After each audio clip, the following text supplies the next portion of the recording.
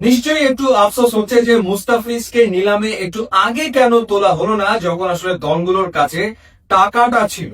যে সময় মুস্তাফিজকে নিলামে তোলা হলো তখন আসলে অনেকগুলো দলের কাছে টাকাটা নেই। তারপরেও হাড্ডাহাড্ডি লড়াই শুরুতেই হলো চেন্নাই সুপার কিংস এবং দিল্লি ক্যাপিটালস এর ভেতরে। এমনটা হওয়ারই কথা, এটা সবাই অনুমান করেই ছিল। এবং এই দুই দলের লড়াই চলল 5,20,00,000 রুপি পর্যন্ত। এবং তখন মনে হচ্ছিল মুস্তাফিজের গন্তব্য হতে চলেছে আরো একবার চেন্নাই সুপার কিংস, কিন্তু ঠিক সেই মুহূর্তে এন্ট্রি নিল কলকাতা নাইট রাইডার্স। কে জানতো যে কলকাতা নাইট রাইডার্স মুস্তাফিজকে নিয়ে প্ল্যান করে রেখেছে। মাথিসা পাতিরানাকে দলভুক্ত করার পর তাদের টার্গেট ছিল মুস্তাফিজুর রহমান, এবং এরপর চেন্নাই সুপার কিংস এবং কলকাতা নাইট রাইডার্স এর ভেতরে চললো হাড্ডাহাড্ডি লড়াই, এবং অবশেষে 9,20,00,000 রুপিতে মুস্তাফিজ কলকাতা নাইট রাইডার্স এ যোগ দিলেন প্রথমবারের মতো। এর আগে মুস্তাফিজ 5টা দলে খেলেছেন আইপিএল এ, সব মিলিয়ে 8টা সিজনে তিনি খেলেছেন, কিন্তু কখনোই কলকাতা নাইট রাইডার্স এর হয়ে তার খেলা হয়নি। দিল্লি ক্যাপিটালস এর হয়ে 3বার খেলেছেন, সানরাইজার্স হায়দ্রাবাদের হয়ে তিনি 2বার খেলেছেন, চেন্নাই সুপার কিংস এর হয়ে তিনি 1বার খেলেছেন। সুতরাং তাকে নিয়ে যে একটা লড়াই হবে সেটা অনুমান করাই যাচ্ছিল, কিন্তু সেটা 9,20,00,000-এ গিয়ে ঠেকলো। এবং একটু আফসোস হচ্ছে যে কেন আসলে নিলামে তাকে আরেকটু আগে নেওয়া হলো না।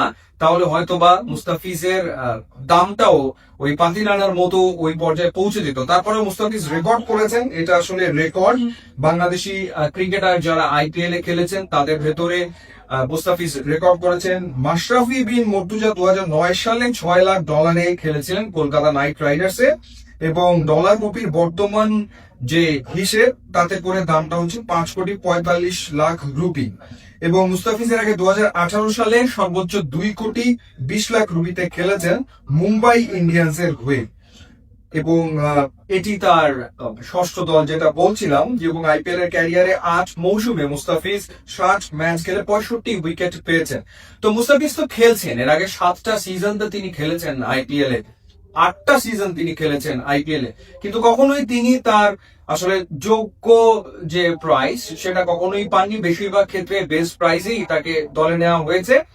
এবারই আসলে মুস্তাফিজ সত্যিকার অর্থে তিনি একেবারে যথাযথ যে পারিশ্রমিক বা তার যে দামটা হওয়া উচিত সেটা আসলে পেলেন, যেটা সত্যিকার অর্থে রেকর্ড। এবং Kolkata night Riders definitely Pathirana এবং মুস্তাফিজকে নিয়ে প্ল্যান করবে, এবং মুস্তাফিজ একটা দুর্দান্ত আইপিএল খেলবে, সেটা তো সবারই প্রত্যাশা। কিন্তু বাংলাদেশ ক্রিকেট বোর্ড মুস্তাফিজকে পুরো আইপিএল এর জন্য এনওসি দেবে কিনা সেই প্রশ্নটা থেকেই যাচ্ছে, কারণ বাংলাদেশের নিউজিল্যান্ডের বিপক্ষে হোয়াইট বল সিরিজ রয়েছে। সুতরাং দেখার ব্যাপার যে মুস্তাফিজকে আসলে ফুল সিজনের জন্য এনওসি দেওয়া হয় কিনা, কারণ সবসময় এনওসি নিয়ে বিসিবি এক ধরনের কি বলবো, যে তারা এক ধরনের নাটকই মঞ্চস্থ করে থাকে। তো সেই ক্ষেত্রে এবার কি সিদ্ধান্ত নেয় সেটা দেখার ব্যাপার। ইউটিউব ইনস্টাগ্রাম লিঙ্ক আছে, আপনারা যদি খুবই খুশি হবো। And thanks for watching.